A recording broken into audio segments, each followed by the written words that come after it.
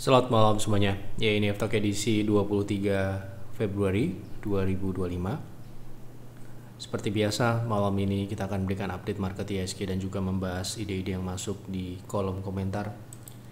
F-Talk edisi hari Kamis kemarin ada cukup banyak yang masuk. Terima kasih untuk Bapak Ibu yang sudah memberikan ide. Kita akan coba bahas satu persatu sesuai dengan permintaan. Baik, kita mulai. Sebelum saya mulai, saya ingin berikan update untuk terkait promo anniversary private trading room yang ke-8. Jadi untuk paket 3 bulan saat ini sampai dengan jam 8 malam ini sudah terjual, sudah habis. Tersisa untuk paket 6 bulan dan 12 bulan ya. Masing-masing untuk paket 6 bulan kuota masih tersisa 2 dan untuk 12 bulan tersisa 1. Nanti apabila ini sudah habis, nanti berarti sudah tidak bisa ya untuk paket yang sudah tersedia di sini. Baik, silakan Anda menghubungi admin apabila ingin bergabung dan memanfaatkan promo anniversary private trading room yang ke-8 tahun. Baik, kita mulai dari IHSG karena hari Minggu kita akan lihat bagaimana potensi di Stockholm. Minggu lalu IHSG sempat mengalami koreksi membentuk higher low ya di 6757 yang merupakan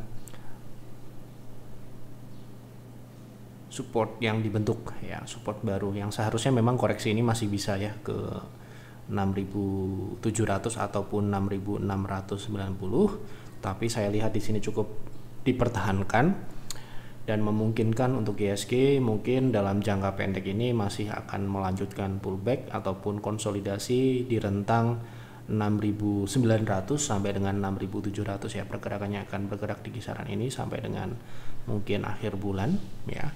Tapi yang perlu kita antisipasi adalah penurunan lebih lanjut IHSG yang akan terjadi setelah pullback ini terjadi ya. Pullback ini kan proses turun ya, masih dalam proses turun karena tren turunnya sendiri memang belum dipatahkan, jadi kita perlu melakukan antisipasi itu. Nah, bagaimana kita mengantisipasi penurunan yang lebih jauh terjadi ataupun tidak? Ada baiknya kita memperbaiki portofolio, terutama portofolio yang terlalu overposition. Overposition itu kita membeli saham terlalu banyak ya, sehingga terlalu besar porsinya di portofolio. Nah, itu sebaiknya apabila harga belinya terlalu tinggi secara umum ya, ini tergantung sahamnya seperti apa, nanti dia bisa dikonsultasikan ya, itu sebaiknya dimanfaatkan untuk mengurangi posisi. Kedua ya, cash on hand harus tetap terjaga ya, seperti yang kami lakukan di private trading room pun kami terus menjaga posisi cash di posisi yang aman. Jangan sampai kita tidak memiliki amunisi ya ketika nanti market mengalami penurunan lebih lanjut. Kemudian yang ketiga, ketika market turun akan lebih pusing jika saham yang kita miliki terlalu banyak. Kita melakukan diversifikasi tetapi tidak asal ya. Diversifikasi itu harus mempertimbangkan kemampuan kita dalam memonitor. Apabila saham terlalu banyak kita miliki ya, nanti kita akan sulit untuk mengambil keputusan dengan cepat ya. Makanya untuk diversifikasi ini jangan sampai melebihi batas kemampuan. Batas kemampuan setiap orang berbeda-beda ya, tetapi rekomendasi kami untuk masing-masing investor itu diversifikasi itu mungkin lebih mungkin secara umum kita melakukan diversifikasi itu 6 sampai dengan 8 saham ya untuk individual portofolio ya. Jadi portofolio paling maksimal itu ada 8 saham dan tentunya terdapat alokasi untuk kita memiliki cash on hand ya, yang nantinya kita pergunakan apabila dalam kondisi yang urgent ya. Itu dalam trading maupun investasi, cash harus tetap ada Ya, jangan sampai kita habis-habisan, apalagi IHSG kondisinya saat ini sudah naik ya. Gitu. Jadi karena tren turunnya masih berjalan ya. Jadi saran saya itu adalah yang perlu dilakukan untuk saat ini ya. Gitu. Dengan penurunan yang cukup berproses, tidak instan seperti tahun 2020 gitu ya. Waktu recovernya akan juga lebih panjang gitu ya. Seperti yang saya sudah sampaikan di pertengahan tahun lalu, bahwa penurunan yang akan terjadi di 2025 akan mirip seperti 2015. Ketika itu juga terjadi transisi politik yang mana butuh market melakukan ya merestrukturisasi ya, memproses kebijakan-kebijakan baru. Nah, mereka pasti akan mengurangi posisi, itu sudah pasti, untuk melihat beberapa tahun ke depan itu mana saja yang akan berpotensi. Mungkin juga mereka akan memegang cash on hand juga ya, untuk mengantisipasi ketidakpastian, apalagi sekarang yang kita ketahui sedikit ada perbedaan dan cenderung ke negatif ya. Respons kebijakan-kebijakan terhadap market ini nampaknya akan lebih negatif dibandingkan 2015. Jadi 2015 dulu ya, seingat saya itu justru banyak kebijakan yang cukup positif. Dari era SBY pindah ke Jokowi, publik dan market cenderung mengapresiasi itu waktu itu ya. Dan di 2025 ini kita melihat bahwa kalau kita perhatikan ya, baik dari sudut pandang investor asing maupun juga kita lihat beberapa saham big caps yang turunnya cukup jauh mendahului seharusnya. Nah, itu adalah langkah yang sangat antisipatif terhadap potensi jangka menengah yang resiko-resiko yang mungkin akan muncul. Nah, inilah makanya pentingnya portofolio kita harus on point.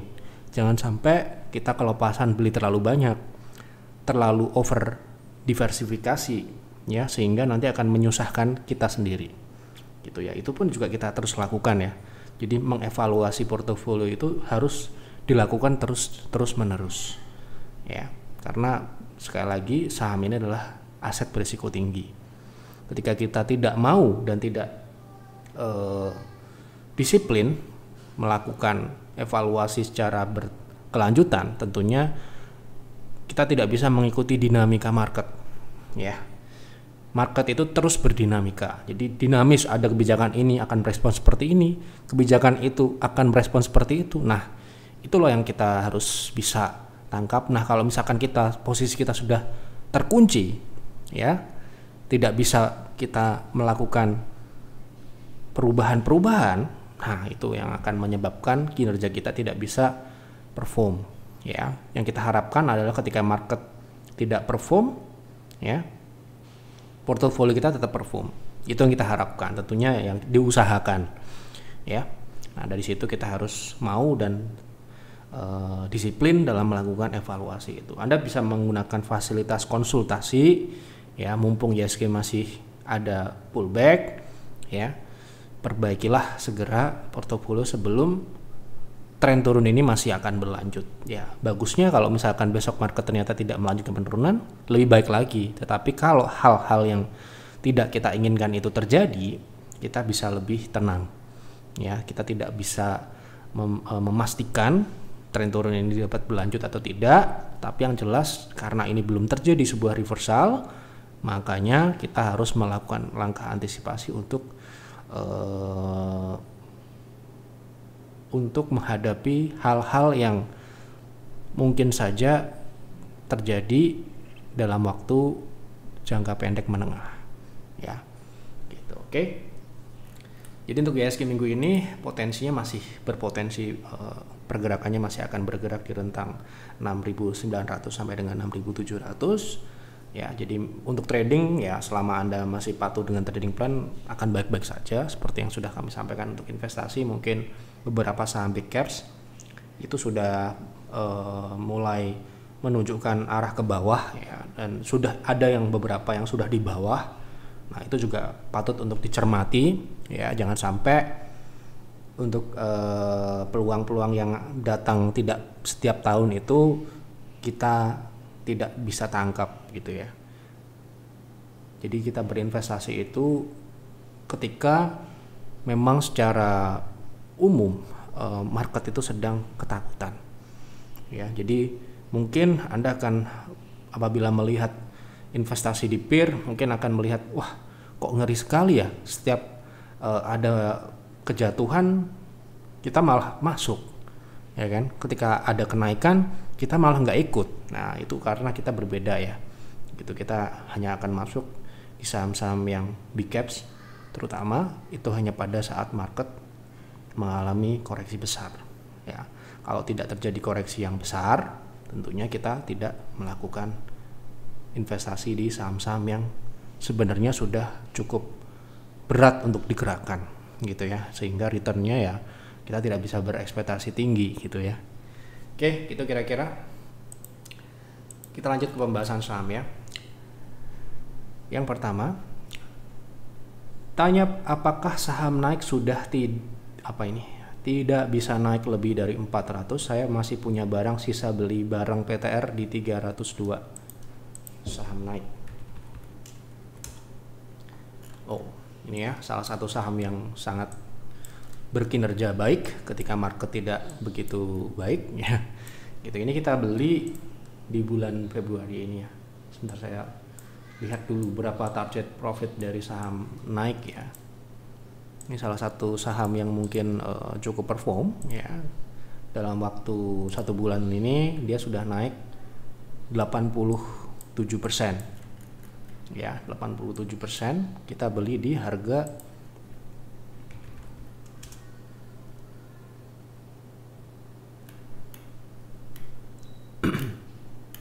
nah, ini tanggal 13 Februari. Oh, ya, tanggal 13 Februari ya. Di 302. Oh ya, benar ini ya. Oke, kemudian target kita sudah kena semua ya. Gitu. Jadi kita beli tanggal 2 ini ya. Di area ini ya, ini. Sebelum dia naik. Nah, ini ya di sini. Nah, sekarang posisi sekarang ini relatif bergerak di atas 1,4 ya, sudah mencapai 1,6 yang merupakan ekstensi ya, 1,6. Apakah bisa lebih tinggi? Saya rasa masih bisa ya.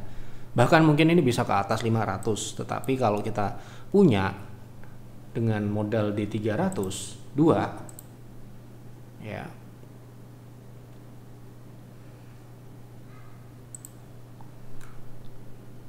tanggal 2 Februari ya.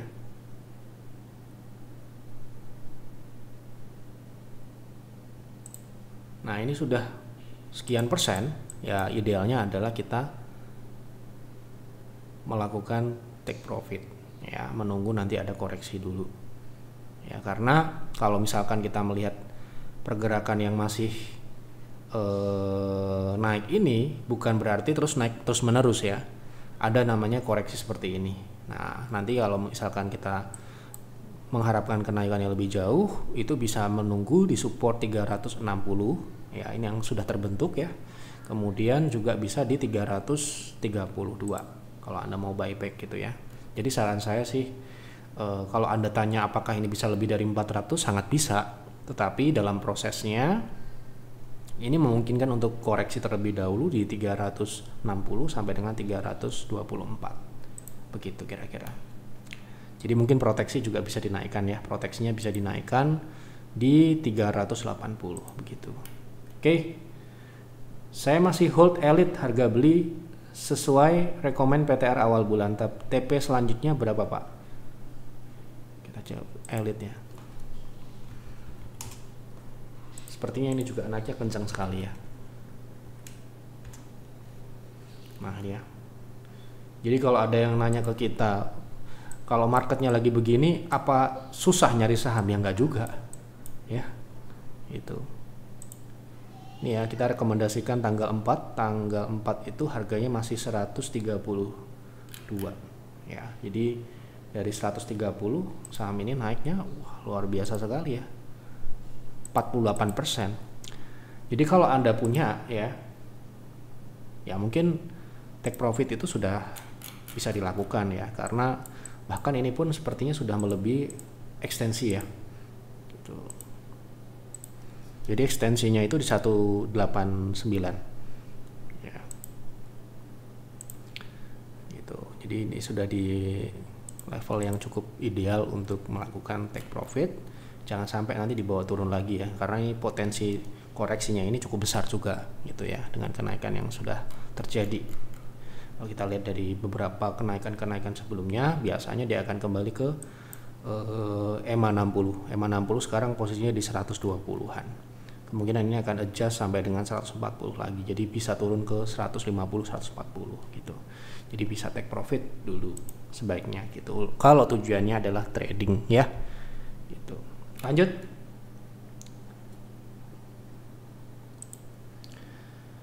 Pak, info INKP untuk swing risk rewardnya di berapa?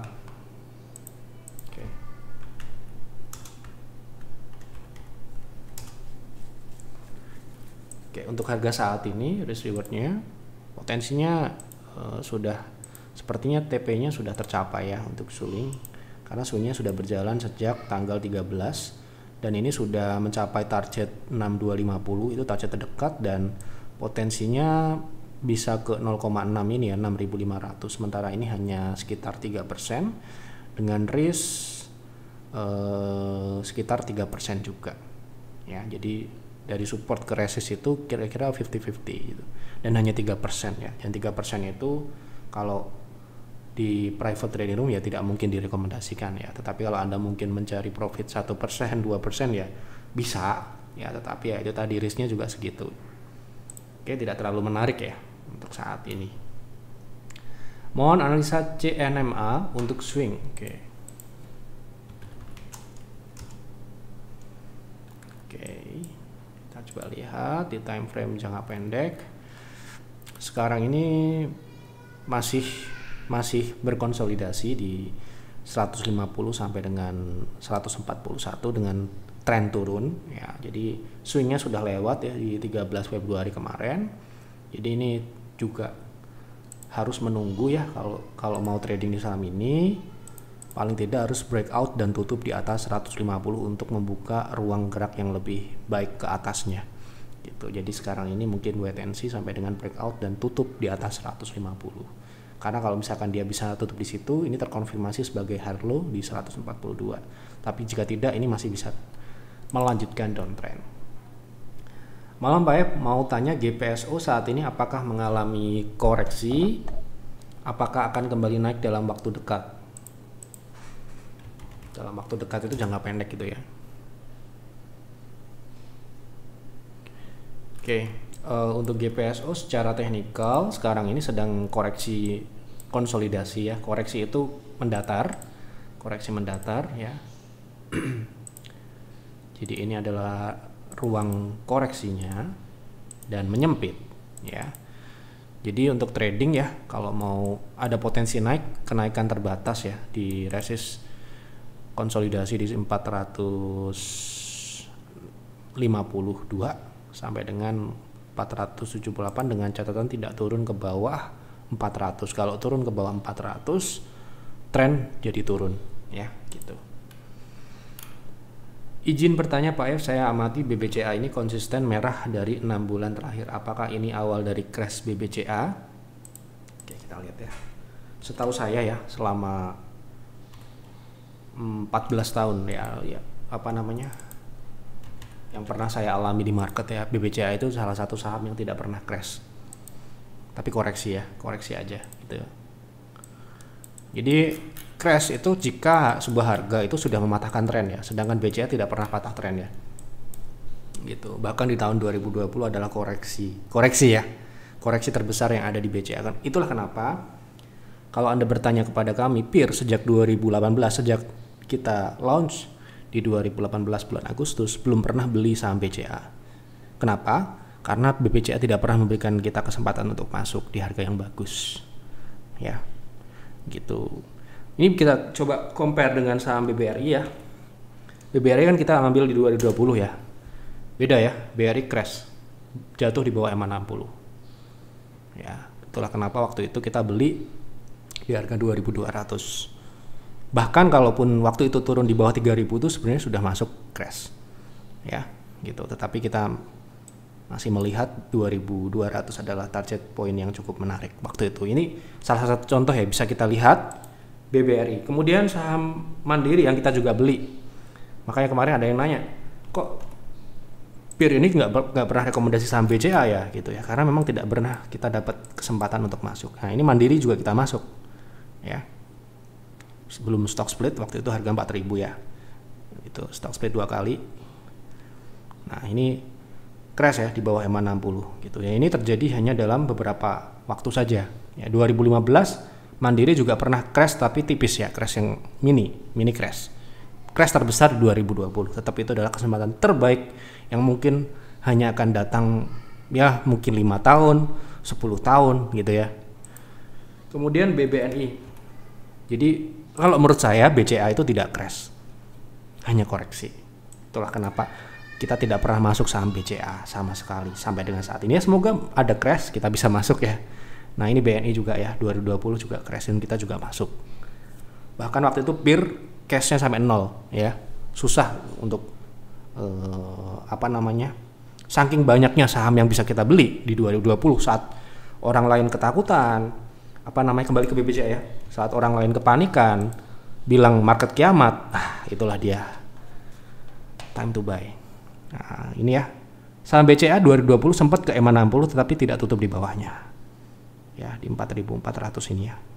Ini stock split juga ya, seperti Mandiri ya. Jadi sekarang ini ya Anda bisa lihat ya secara historical, koreksinya ini hanya koreksi wajar, tidak mematahkan tren sama sekali ya. Kalaupun mungkin turun, kalau sampai turun BCA sampai turun misalkan ya 8.200, wah itu adalah harga yang sangat baik ya untuk berinvestasi di saham ini gitu. Dan itu masih uptrend loh gitu, belum crash. Crash itu adalah ketika sebuah harga turun mematahkan tren ya, turunnya dalam penurunan yang bertubi-tubi signifikan ya. Sedangkan BCA ini penurunannya sekarang ini berapa persen ya dari, coba ya, dari puncak ya, itu sekitar 17%. Kita coba lihat ya. Dan ini belum mematahkan tren. Saat 2020 dia turun 38%. Dan di 2020 dia tidak crash.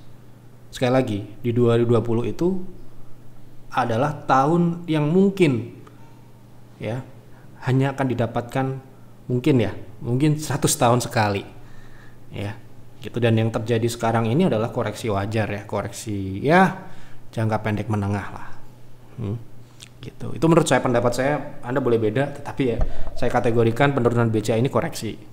Sedangkan BBRI sekarang itu crash ya gitu. Bahkan sekarang ini mungkin penurunannya sudah cukup baik ya. Itu sudah kami sampaikan di 2024 bulan April, bulan Mei, April akhir ya, bahwa BBRI akan turun ke bawah 4.000, 3.800. Kenapa? Karena UMKM yang terpukul. Ya, itu sudah saya jelaskan di F-Talk 2024 kuartal 1 akhir atau kuartal 2 awal. Dan terjadi sekarang crash ya gitu. Oke, jadi kalau Anda bertanya apakah BCA crash, awal dari crash, sementara ini saya kategorikan adalah koreksi yang wajar, koreksi setelah dia rally naik beberapa tahun terakhir ini ya. Dan secara kinerja BCA sejauh ini memang terjadi penurunan pertumbuhan. Sebentar saya cek dulu ya, ada di TradingView sudah update atau belum gitu ya, karena biasanya agak lambat. Nah, sudah ya ini ya. Jadi pertumbuhannya ini masih terjadi ya. Ini jadi ya masih tergolong baik ya pertumbuhannya dibandingkan dengan saham BUMN gitu, bank BUMN maksudnya. Oke, cukup ya. Mohon izin konsultasi, Assalamualaikum Pak. Waalaikumsalam. Mohon izin konsultasi tentang saham nikel. Saya lihat di TradingView, nikel weekly sepertinya sudah membentuk higher low. Oke, di weekly ya. Sejak 6 Januari 2025, mohon analisa Pak Yev, apakah benar ini menandakan nikel sudah naik atau masih berpotensi turun lagi? Kalau iya, mohon dibahas saham NCKL. Apakah sudah like invest dan baiknya beli di harga berapa? Terima kasih Pak Yev, semoga sehat dan bahagia selalu. Oke. Kita lihat komoditasnya dulu ya. Nah, seperti biasa.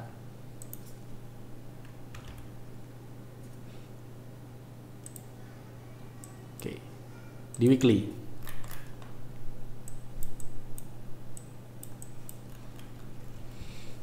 Kalau menurut saya belum ya.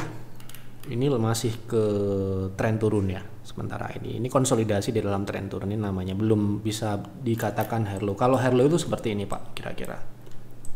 Nah, ini seperti ini. Ya jelas, kelihatan jelas kok. Ya, gitu. Nah, ini membentuk higher low. Ya, ini membentuk higher low ya. Jelas kelihatan. Ya, tenang saja.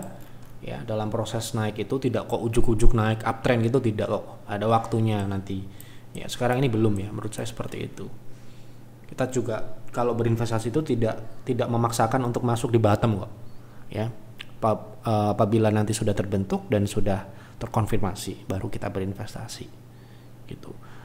Kalau mohon maaf kalau kita berinvestasi mengejar bottom, probabilitas untuk berhasil itu kecil.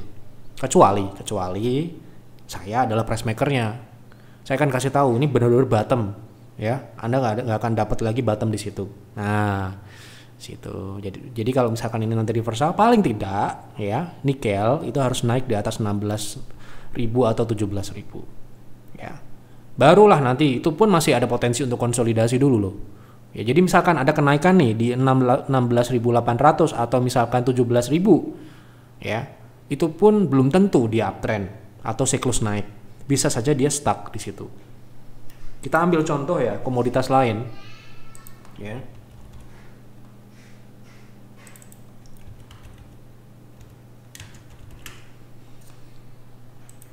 Nah ini ya. Nah ini seperti ini ya. Ini kan terbentuk higher low nih seolah-olah di 2023 ya. Nah, ini terbentuk higher low di sini. Tetapi apakah dia langsung naik? Tidak. Dia baru naik di Oktober 2024. Ya. CPO ini contohnya. Kita ambil contoh lain batu bara ya. Di 2020 kita juga invest di batu bara.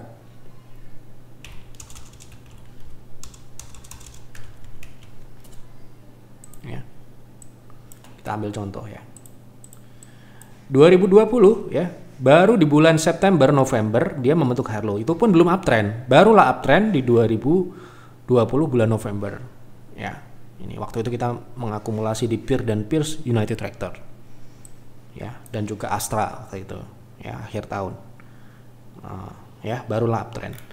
Jadi membutuhkan waktu dia dari tren turun ke naik itu beberapa minggu bahkan beberapa bulan. Gitu. Dan sedangkan nikel, nah ini belum jauh ya. Terakhir bahkan ya bisa dikatakan moving average ini masih mengarah ke bawah ya gitu. Jadi sementara ini belum.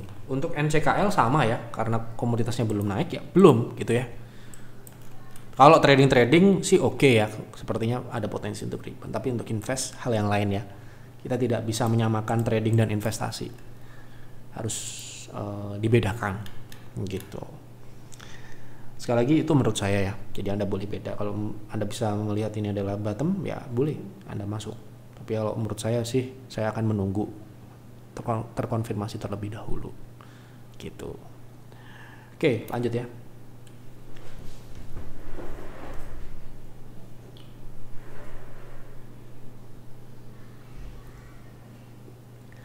Lanjut ya, kalau menurut saya itu cuma ramalan. Karena di Philips Sekuritas saya yakin saham Telkom akan ke 2130, tapi nyatanya baik-baik saja. Ya, ramalan itu mungkin bisa diartikan sama dengan prediksi, dan prediksi itu bisa benar juga bisa salah ya. Sekali lagi tidak bisa dipastikan ya. Ya semoga apapun yang saya prediksi turun itu tidak terjadi ya, tidak ada yang ingin saham itu turun ya. Tetapi faktanya memang yang namanya harga saham ya bisa naik dan bisa turun ya, dan itu bisa terjadi. Itu makanya kita memprediksi itu. Dan prediksi itu sekali lagi, prediksi itu ya bisa benar dan juga bisa salah ya. Begitu kira-kira. Tapi ya monggo, makanya saya selalu sampaikan bahwa apa yang kami sampaikan ini perlu Anda olah lagi ya, perlu dianalisa ulang, mungkin saja kami salah. Oke, malam baik Mark dan DKFT. Untuk invest baiknya masuk di harga berapa? Terima kasih, salam sehat selalu untuk Pak Yap dan tim, terima kasih doanya. DKFT ya, oh sorry Mark dulu ya, satu saham ya.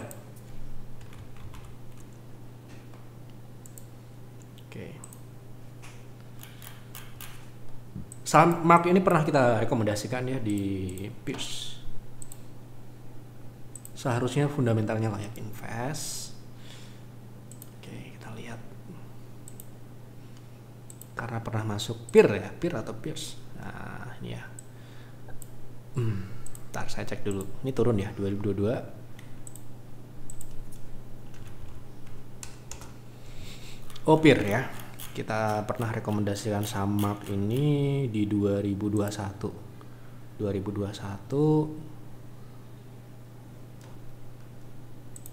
ya, Agustus 2021. Pertumbuhannya waktu itu baik ya. Kemudian 2021 ini ya, sudah kita jual di berapa ini? Jadi kita masuk di tanggal Agustus. Nah ini kita beri tanda dulu ya. Nah, Agustus 2021. Kemudian itu di harga 800 ya, 800 900 ya. Kemudian dijual di 2022 ya sepertinya. Nah ini ya, kita jual di 1200 ya, cuma untung berapa ini ya, cuma untung sekitar 50%, 31%, 1200 ya. Oh ya, ini berarti di sini ya, di Januari 2000. Nah, kenapa kok kita jual? Sebuah saham masuk ke dalam rekomendasi peer ataupun peers, berarti dia memenuhi kriteria pertumbuhan dan juga profitabilitas. Nah, namanya pertumbuhan itu bisa terjadi penurunan apabila pertumbuhannya itu memang sifatnya siklikal. Saya lihat ini pertumbuhannya disebabkan oleh efek dari pandemi ya. Nah, kalau nggak salah produknya memang ada diuntungkan ya saat itu, makanya kita masuk, dan ternyata pertumbuhan itu tidak berkelanjutan ya, dan menyebabkan penurunan di 2022 ya. Makanya kita antisipasi lebih awal di Januari 2022, hanya dalam waktu kurang dari 1 tahun atau setengah tahun kita investasi kita harus kita akhiri di saham ini dengan untungnya hanya 30% itu tadi, karena sebuah pertumbuhan itu ternyata kita lihat tidak berlanjut di tahun-tahun selanjutnya. Dan sekarang ini kita lihat pertumbuhannya ini kembali ya, dan cukup baik. Nah, dan harga sahamnya sepertinya akan berpotensi dalam jangka menengah panjang ini berpotensi untuk naik ya. Nah, untuk harga sekarang mungkin ya bisa dikatakan kurang terlalu baik ya. Jadi harus menunggu ada koreksi lagi ya. Kita pakai monthly ya. Nah ini ya, di sini kita bisa lihat 0,3 ya, paling tidak di 890 sampai dengan 805. Jadi setelah recover dari penurunan 2023 ya, harga sahamnya ini sudah merefleksikan pertumbuhan ya, pertumbuhan yang terjadi di 2024. Lalu ini ada koreksi dulu di 895 sampai dengan kemungkinan ya bisa sampai dengan 805. Jadi Anda bisa akumulasi di 900 ke bawah sampai dengan 805 atau 810. Proyeksi saya untuk harga sahamnya ini berpotensi untuk setidaknya ke 1300 sampai dengan 1900 dengan catatan pertumbuhan berkelanjutan di fundamentalnya. Gitu. Oke. Tolong bahas potensi Antam Pak Yev, apakah sanggup menembus 2000 secara teknikal ya. Oke. Kita lihat Antam sekarang membentuk high low ya, sepertinya berpotensi membentuk high low di 1200. Oke, kita lihat dulu. Karena trennya masih turun ya, trennya masih turun. Belum dipatahkan sampai dengan sekarang ini. Berarti kita harus melihat potensinya ini terbatas di dalam tren turun yang ini dulu. Ini tren akselerasinya juga belum dipatahkan sepertinya. Nah, jadi sementara ini potensinya terbatas ya, terbatas di 1600 sampai dengan 1925 ya. Jadi untuk ke 2000 agak berat dalam jangka pendek. Ya, jadi untuk jangka pendek mungkin masih di 1600 sampai dengan 1780 gitu ya. Jadi untuk menembus ke atas 2000 secara teknikal agak sulit. Selamat malam Pak Yev, tolong bahas INDF, apakah cocok untuk trading, baiknya masuk di berapa? Terima kasih Pak Yev. Oke,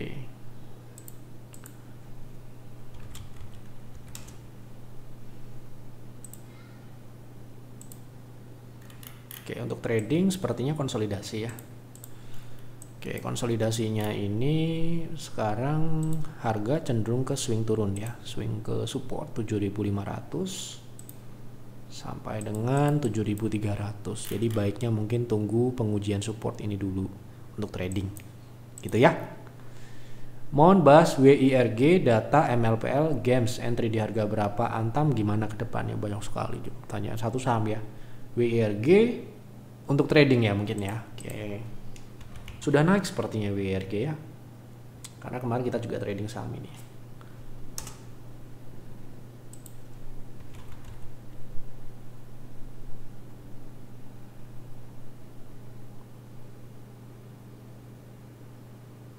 Nah ini ya, jadi kemarin kita juga sudah masuk di WIRG dan sekarang posisinya sudah naik ya. Kalau untuk trading di harga saat ini cukup berisiko ya. Bagusnya masuknya ya pas kemarin ya, belum lama ini kita masuk WIRG di 100 tanggal 11 itu ini ya. Nah kita masuk tanggal 11 ini ya, tanggal 11 Februari kita masuk di 106 dan targetnya ini sudah tercapai ya, 120. Jadi kalau masuk sekarang agak berisiko ya. Baiknya kalau ada koreksi lagi mungkin di 117 paling tidak ya, di 114 area itu. Kalau mau masuk ya, itu resikonya mengecil walaupun itu tetap tinggi ya, tutup premium ya resikonya. Gitu kalau dia bawah turun lanjut itu bisa 7%. Ya, ini sudah tidak worth it ya untuk beli trading di saham ini karena ya sudah cukup tinggi sekarang ini. Untuk kelanjutannya ini mungkin masih bisa lanjut ya ke 132 sampai dengan 140. Tetapi kalau beli baiknya tunggu breakout ya, breakout di atas 121 dengan stop loss ketat ya, dan ini kemungkinan probabilitasnya kecil ya untuk berhasil karena sudah tinggi dan secara karakteristik dia cukup agresif. Jadi kalau Anda breakout bisa saja dia false ya. Dan kalau false ya harus di cut loss. Malam Pak F, untuk DCII secara invest bagaimana potensi? Saya punya average di 64.250.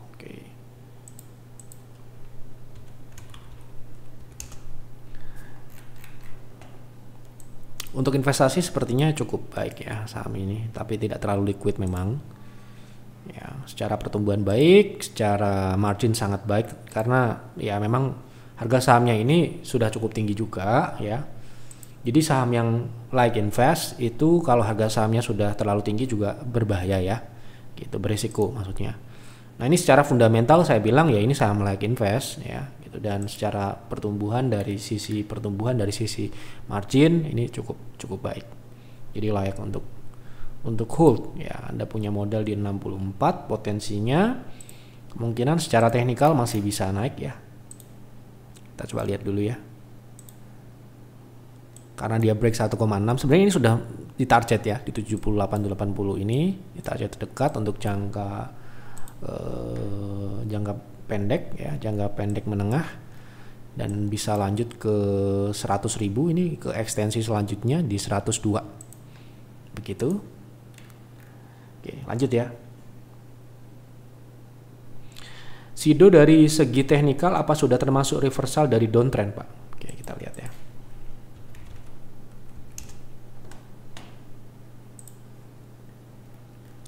Oke. Untuk trendline secara EMA belum ya. Secara EMA belum terlewati, dan secara trendline juga belum ya. Jadi mungkin baru uptrend jika Sido sudah naik di atas 685 paling tidak. Nah, gitu ya. Jadi mungkin bulan depan ya, kalau dia bisa lewat 685 mungkin bisa uptrend. Oke, sudah saya bahas semua apa yang ada di kolom komentar. Semoga jawabannya sesuai dengan apa yang diharapkan. Tapi saya lagi, ini hanyalah prediksi dan analisa yang bisa benar dan juga bisa salah. Saya harapkan Bapak Ibu bisa menjadi penonton yang bijak dalam menerima informasi, baik itu di Ftalk maupun di tempat lain. Jangan mudah untuk terprovokasi, jangan impulsif ya, tetap pergunakan kepala kita untuk mengambil keputusan ya, supaya lebih baik kita bisa melakukan analisa lebih lengkap, buat proyeksi kalau kita melakukan investasi, fundamentalnya dianalisa secara mendalam ya. Jangan sampai hanya menonton Ftalk ataupun ya melihat konten yang lain Anda jadikan sebagai pedoman utama ya, terus kemudian nanti Anda tidak bisa mengambil keputusan yang selanjutnya apabila investasinya ternyata tidak berhasil gitu ya. Itu saja yang dapat saya sampaikan di Ftalk malam ini. Jangan lupa untuk promo anniversary hanya tersisa kuota 2 untuk paket 6 bulan dan 1 untuk paket 12 bulan. Silahkan, link ada di kolom deskripsi. Tanyakan terlebih dahulu ke admin apakah masih tersedia atau tidak ya. Itu saja untuk Ftalk malam ini. Terima kasih. Mohon maaf apabila ada kekurangan atau kesalahan. Selamat malam dan selamat beristirahat.